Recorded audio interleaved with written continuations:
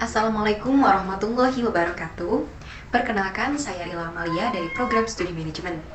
Video ini diperuntukkan untuk memenuhi salah satu ujian akhir semester mata kuliah manajemen pasaran. Pada video kali ini saya akan membahas tentang analisis pasar usaha toko kue atau bakery. Nama toko yang akan saya analisis yaitu The Ventures Bakery.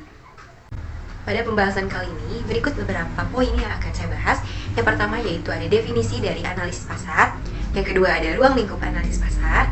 Yang ketiga ada langkah analisis pasar. Dan yang terakhir yaitu pembahasan mengenai analisis pasar pada The Ventures Bakery. Pertama ada definisi dari analisis pasar. Analisis pasar itu apa sih? Analisis pasar adalah suatu analisis yang dilakukan untuk mempelajari berbagai masalah dalam pasar. Nah, dalam analisis pasar juga menyangkut beberapa hal. Yang pertama ada lokasi pasar, yang kedua ada luas pasar, yang ketiga ada sifat pasar, dan yang keempat ada karakteristik dari pasar itu sendiri. Nah, dengan kita melakukan analisis pasar, apa saja sih hal yang dapat diketahui? Yang pertama itu kita mengetahui siapa saja yang membutuhkan produk-produk yang akan disasarkan. Yang kedua, di mana produk tersebut dibutuhkan. Jadi kita mengetahui di mana saja sih produk kita akan dipasarkan. Yang ketiga itu kualitas seperti apa yang dibutuhkan. Jadi kita mengetahui selera ataupun kualitas yang diperlukan oleh konsumen, yang diinginkan oleh konsumen agar kita memproduksi barang sesuai dengan apa yang diinginkan. Yang kedua yaitu ruang lingkup analisis pasar. Dalam analisis pasar mencakup beberapa hal. Yang pertama yaitu ada pengumpulan data dan fakta yang berhubungan dengan bidang pemasaran, apapun itu. Yang kedua, penafsiran data dan fakta yang berhubungan dengan bidang pemasaran. Dan yang ketiga yaitu penyimpulan data dan fakta yang berhubungan dengan bidang pemasaran. Dan yang terakhir ada pengendalian dalam bidang pemasaran. Ruang lingkup tersebut tersusun dari awal pengumpulan data, penafsiran, penyimpulan, dan yang terakhir yaitu pengendalian data dan fakta dalam bidang pemasaran. Pada poin ketiga yaitu ada langkah-langkah dalam menganalisa pasar. Nah, dalam menganalisa pasar ini perlu diketahui beberapa hal, dan tentunya langkah-langkah tersebut perlu dilakukan secara berurutan agar dalam menganalisa pasar dapat terlaksana dengan baik. Yang pertama yaitu menentukan pasar yang relevan. Pasar relevan merupakan pasar dalam kondisi yang sesuai, baik itu dalam kondisi pasar secara keseluruhan maupun secara mikro. Yang kedua yaitu menganalisis permintaan primer. Nah, permintaan primer ini merupakan sebuah permintaan yang diarahkan untuk kategori atau jenis produk tertentu. Hal tersebut tidak mengarah pada suatu merek tertentu, sehingga permintaan primer ini berfokus pada manfaat yang lebih luas, tanpa menyoroti manfaat menggunakan barang dari suatu merek tertentu.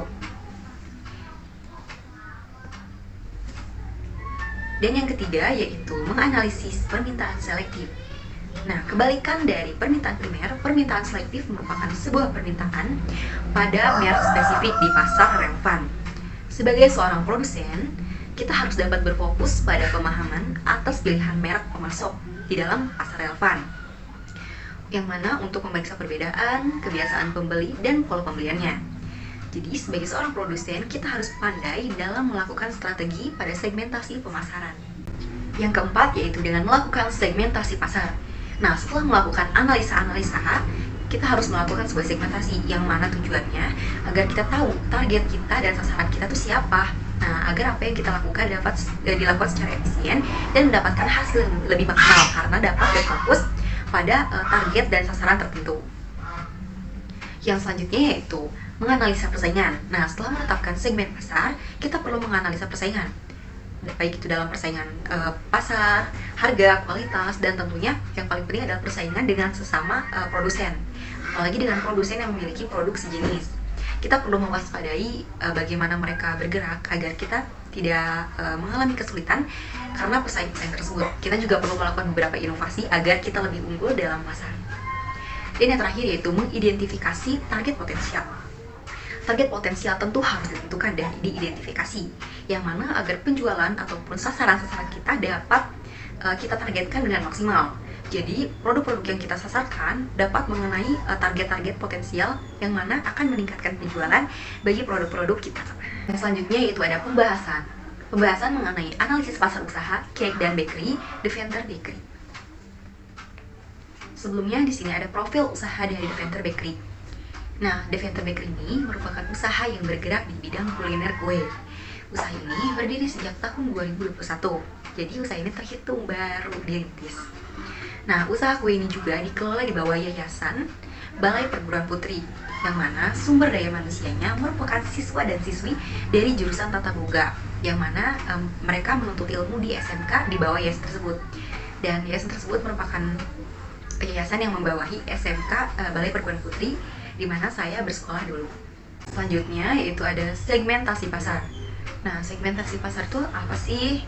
Segmentasi pasar sendiri merupakan suatu kegiatan dalam membagi suatu pasar menjadi kelompok-kelompok pembeli yang berbeda, yang mana mereka memiliki kebutuhan, karakteristik, atau perilaku yang berbeda, yang mungkin akan membutuhkan produk atau bauran pemasaran yang berbeda. Pada Devanters Bakery, dalam segmentasinya, usaha ini dapat dikelompokkan dalam segmentasi psikografis. Mengapa? Hal ini dikarenakan merujuk pada makanan yang menjadi objek yang mana dipilih berdasarkan selera personal. Jadi, sebagai seorang produsen, kita harus pandai dalam memperhatikan perilaku psikologis konsumen dalam melakukan segmentasi agar sasaran dan target dapat tetap efisien. Dan tentunya, segmentasi pasar ini dilakukan oleh Devanters Bakery merujuk pada orang-orang yang memiliki selera makanan penyuka makanan manis yang mana unik dan modern. Yang berikutnya merupakan analisis mengenai brand equity dari Devanters Bakery. Nah, brand equity ini apa sih? Brand equity ini menurut ahli ekonomi Susanto dan Wijanarko yaitu adalah rangkaian aset dan nilai dari suatu brand yang berkaitan erat dengan nama dan simbol brand atau merek untuk meningkatkan atau mengurangi value produk ataupun suatu jasa. Dalam menganalisis brand equity ini terdapat 4 tahap. Yang pertama ada brand awareness, yang kedua ada brand association, yang ketiga ada perceived quality, dan yang keempat ada brand loyalty. Nah, untuk yang pertama yaitu ada brand awareness. Dalam tahap ini, orang baru mengenal bahwa adanya brand toko kue di Indonesia yang bernama Devanters Bakery. Konsumen bisa saja mengetahuinya melalui flyer, iklan di media sosial, ataupun video review, dan lain-lain. Pada tahap brand association, konsumen dapat mengingat segala hal yang berhubungan dengan Devanters Bakery.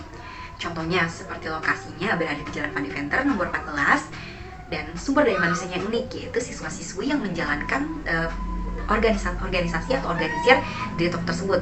Dan juga tampilan dari kue-kue yang ditawarkan sangat unik dan menarik.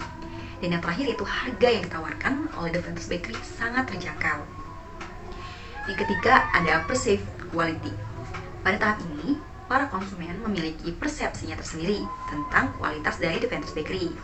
Contohnya seperti harganya yang terjangkau, rasanya juga enak dan mudah untuk didapatkan. Dan yang terakhir yaitu brand loyalty. Nah, pada tahap ini, para konsumen sudah menjadi loyal terhadap Devanters Bakery. Dan yang mana para konsumen ini akan terus kembali untuk membeli produk dari Devanters Bakery secara berulang. Namun, jika ditinjau secara keseluruhan, Devanters Bakery ini masih berada pada tahap brand equity yang rendah. Karena di samping dari usaha toko kue ini baru dirintis pada tahun lalu, tahun 2021, namanya juga belum terlalu meluas ke masyarakat.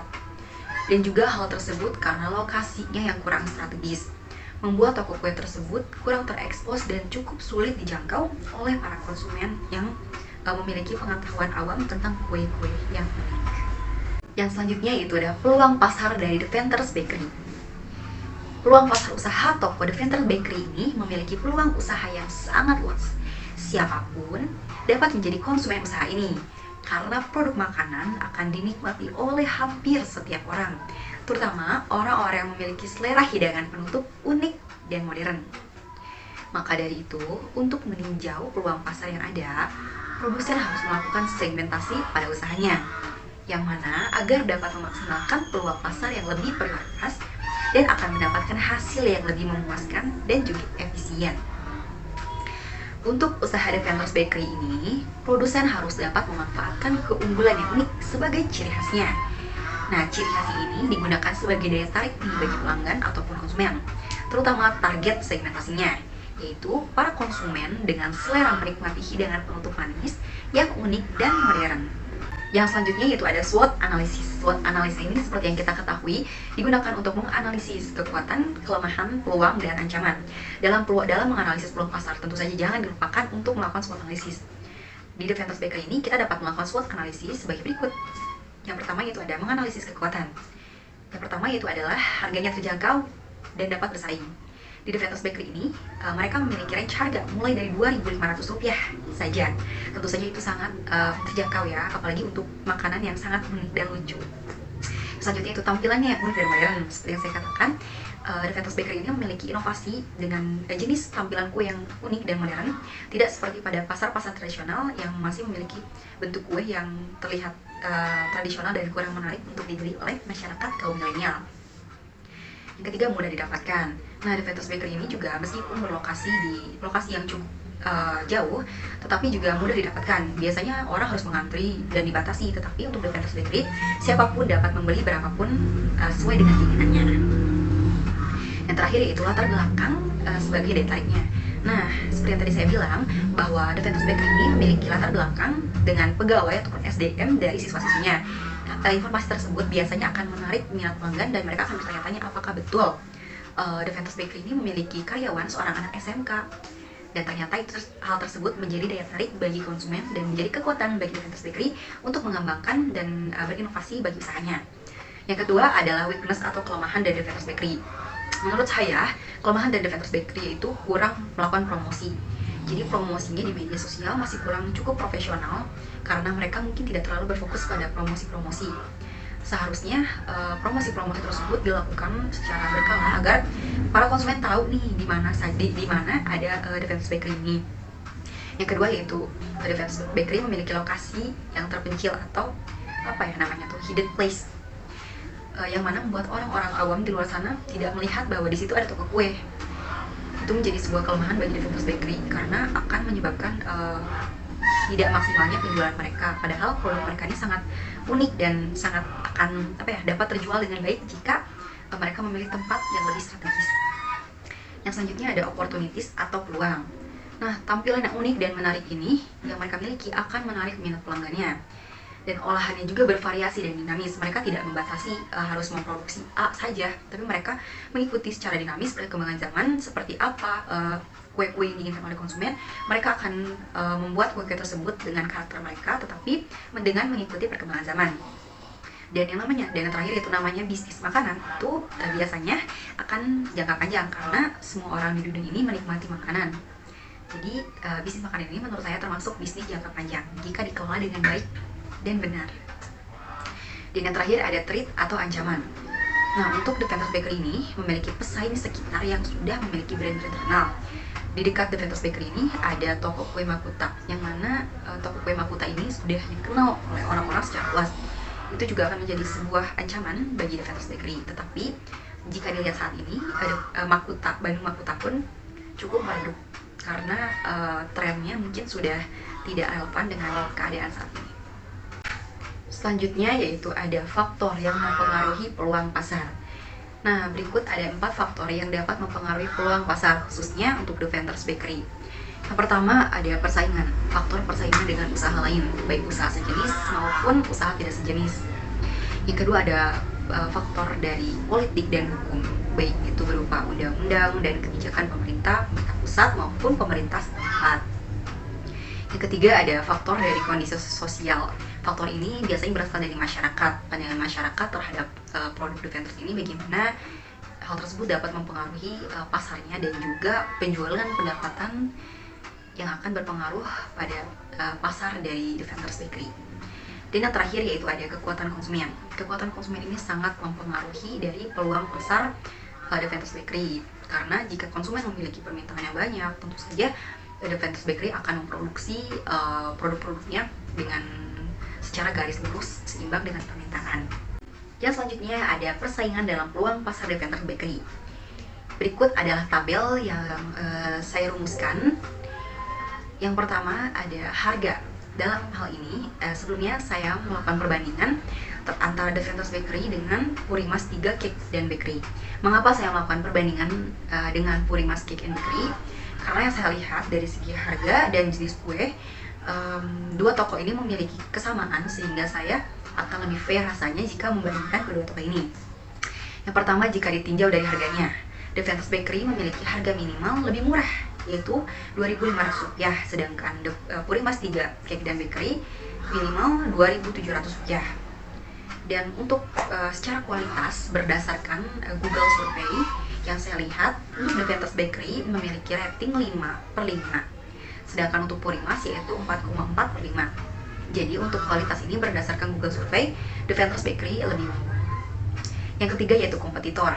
Nah, menurut saya di antara dua ini dan di antara dengan toko-toko lainnya, kedua ini lebih lebih memiliki tingkat kesamaan yang tipis. Jadi merupakan kompetitor kuat di antara The Ventus Bakery dan Purimas 3. Selanjutnya ada pasar. Untuk The Ventus Bakery sendiri, pasarnya masih terbatas karena mungkin juga baru dirintis tahun lalu. Jadi untuk pasarnya sendiri orang-orang belum terlalu tahu, dan untuk penjualannya sendiri masih terbatas. Sedangkan untuk Purimas tentu saja lebih luas pasarnya karena orang-orang juga sudah tahu bahwa Purimas 3 ini merupakan toko kue, cake, dan bakery yang memiliki banyak jenis kuenya. Yang selanjutnya ada strategi. Untuk The Ventus Bakery, yang saya lihat bahwa The Ventus Bakery ini memiliki strategi yang masih minimal karena mungkin baru dirintis dan juga pengelolaannya belum maksimal. Tetapi dalam strategi ini lebih up to date karena mereka lebih banyak menggunakan sosial media baik dalam penjualannya, pembayaran, dan juga promosi. Dan untuk Purimas 3, strateginya mereka merupakan toko pendahulu yang sudah dirintis jauh-jauh tahun dari tahun-tahun sebelumnya. Dan tetapi mereka masih menggunakan media-media tradisional. Meskipun Purimas ini memiliki sosial media, tapi yang saya lihat masih kurang terorganisir dengan baik, sehingga The Ventus Bakery ini masih jauh lebih baik untuk penggunaan teknologi dalam melakukan penjualannya ataupun operasionalnya. Dan yang terakhir yaitu branding. Untuk The Ventus Bakery, branding ini masih terbatas nih, dikarenakan orang-orang ini belum terlalu tahu bahwa ada The Ventus Bakery, toko kue dan pastry yang sama, hampir setingkat dengan Purimas. Namun mungkin orang-orang di luar sana masih meragukan karena produknya belum terjual secara luas, sehingga Purimas 3 ini memiliki branding yang jauh lebih luas, brand equity-nya lebih tinggi, lebih diingat, lebih menjadi loyalitas dari pelanggan-pelanggannya. Berikut adalah daftar menu dari Purimas 3 Cake and Bakery. Di situ ada beberapa harga yang cukup murah ya, cukup sebanding lah dengan The Ventus Bakery. Nah, dalam perbandingan menu ini, Purimas 3 ini memiliki menu yang sangat banyak jika dibandingkan dengan The Ventus Bakery. Mungkin karena mereka juga sudah dirintis dari tahun-tahun yang sudah lama sekali, jadi mereka bisa berinovasi setiap tahunnya. Sedangkan The Ventus Bakery baru dirintis dari tahun lalu, tetapi juga mereka sudah memiliki menu yang banyak, tetapi tidak sebanyak dari Purimas 3. Nah, yang terakhir yaitu problem solving. Apa aja sih yang perlu dilakukan oleh The Ventus Bakery ke depannya? Menurut saya, saran saya yaitu yang pertama dengan meningkatkan promosi melalui jasa online. Jadi, Ventus Bakery ini memerlukan jasa online dari akun-akun media sosial lain yang biasanya mengiklankan suatu produk agar produknya dapat lebih dikenal secara luas oleh masyarakat. Yang kedua yaitu dengan mencari partner sebagai bentuk promosi usaha. Biasanya tuh bentuknya seperti kolaborasi dengan artis A, artis B, ataupun dengan produk-produk kue lain agar orang-orang lebih mengetahui bahwa oh ada produk ini nih, seperti itu. Dan yang ketiga itu menambah jenis variasi menu kue. Nah, jika dibandingkan dengan Purimas 3, The Ventus Bakery ini mungkin harus lebih menambah jenis-jenis varian kuenya supaya pelanggan-pelanggan yang sudah ada dapat mencoba variasi baru, dan juga untuk pelanggan baru agar lebih tertarik bahwa oh toko kue ini komplit dan lengkap, sehingga mereka ingin untuk berbelanja di The Ventus Bakery. Yang keempat yaitu mempertahankan harga dan kualitas. Siapa sih di sini yang nggak mau untuk makan makanan yang enak, unik, dengan harga yang terjangkau? Maka dari itu sebisa mungkin saya harap The Ventus Bakery tidak menaikkan harganya hanya karena namanya jika suatu hari nanti terangkat, karena itu biasanya akan menurunkan sedikitnya penjualan mereka. Dan juga tentunya kualitasnya perlu ditingkatkan ataupun minimal dipertahankan. Dan kelima yaitu up to date. Tentu saja untuk menarik minat pelanggan kita harus dinamis dalam melakukan operasional, baik itu promosi, produksi, tentunya terkhususnya promosi ya, karena orang-orang akan mengetahui jika kita terus up to date nih, apalagi di media sosial. Orang-orang sekarang menggunakan handphone mereka untuk mencari makanan, mengecek sesuatu, jadi kita perlu up to date. Jadi terakhir yaitu menyediakan tempat untuk makan di tempat. Nah, untuk The Petos Bakery ini belum memiliki tempat untuk makan di sana, atau biasanya kita sebut dengan dine-in. Mereka hanya menyediakan untuk take away, sehingga jika mereka menyediakan tempat untuk dine-in itu akan lebih baik, karena akan lebih banyak orang yang bahasanya itu nongkrong di sana. Jadi akan lebih santai dan bisa dikunjungi oleh banyak orang. Demikian pemaparan dan presentasi saya mengenai peluang usaha toko kue dan bakery The Petos Bakery. Mohon maaf bila masih banyak kekurangan dan kesalahan. Saya Nila Amalia pamit undur diri. Wassalamualaikum warahmatullahi wabarakatuh. Terima kasih banyak.